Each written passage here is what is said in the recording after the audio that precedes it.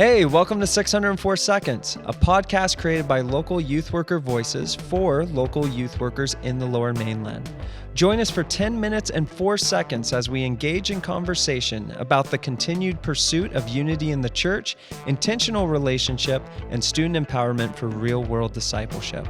For more information on upcoming events and even connecting with youth pastors on the third Thursday of the month in one of the city hubs, be sure to visit 604.network.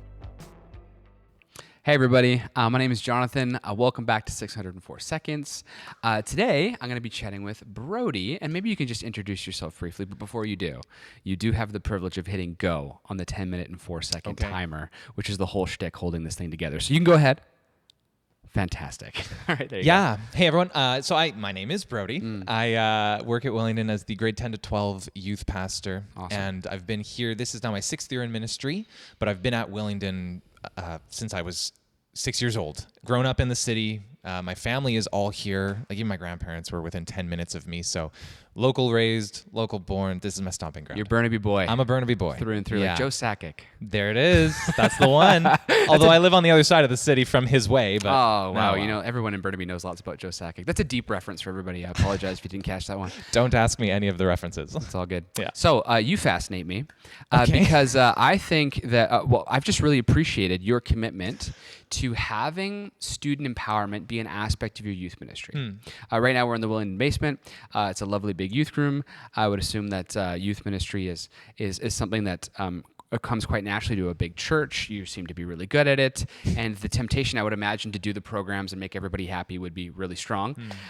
But you seem to just, every time we have a meeting that's about seeing students take steps of faith in everyday life, be it on campus, seeing Burnaby have contexts for real-world obedience on every Burnaby high school campus, you're the first one to show up and say, I want to be part of that. First question is, what have you seen in your students that makes that worth your time? As I'm assuming a busy youth pastor in a big old church, what makes that worth your time, trying to figure out how to empower your students? Yeah, it's been an interesting season. So I came into high school ministry 6 months before the pandemic kicked in. Perfect. So most of my ministry has been through the pandemic. Wow. Which has been strange. Yeah. But also has been so eye-opening to so many of my students that what they thought was the right way or the good way or like the things that mattered, everything fell out. Okay. Right? Yeah. So I think there's been a stripping away of what is important, and students are realizing that there has to be something more. Okay. And I don't see that with every student, No. right? But I do feel that in youth ministry as I talk to people all over the place, not just in Wellington.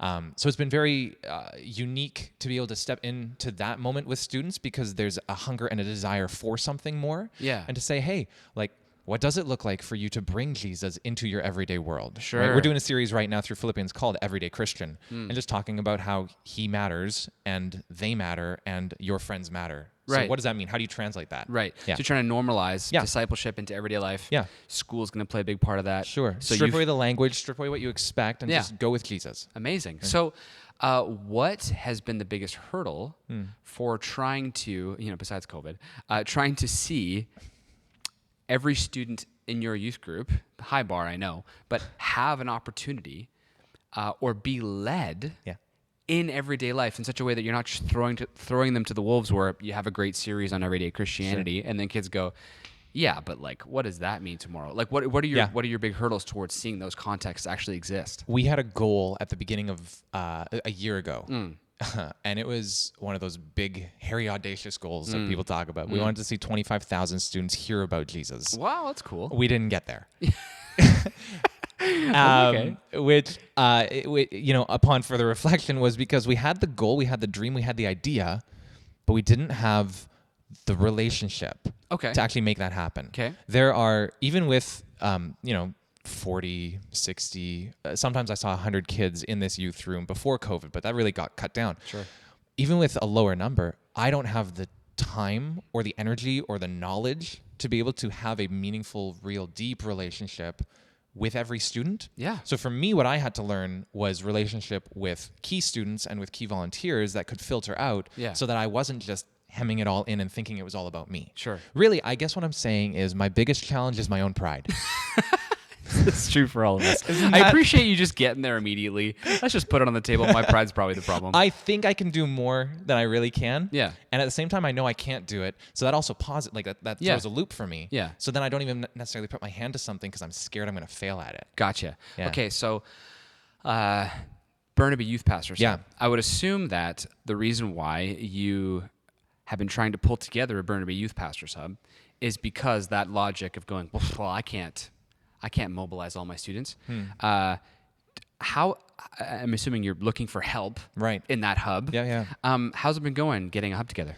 Yeah, not great either. You know, it's been interesting to I've had conversations with members who could be in the hub, but the hub itself has never coalesced. Okay. So I've had a lot of one-on-one connecting Sure. and, oh, this is a great thing. I want to be a part of this. Oh, this thing's happening in the city. Oh, let's like talk about this thing. But the hub itself has never come together to be a point of relationship. Again, coming back to that, right? Sure. It's still, maybe it's because it's still in infancy of this is an idea, this is a concept, this is another thing to do, as opposed to these are people to do things with. Okay. Yeah. Even just what you were saying of like, I need you and you need me. Like, Yeah. let's acknowledge that. Sure.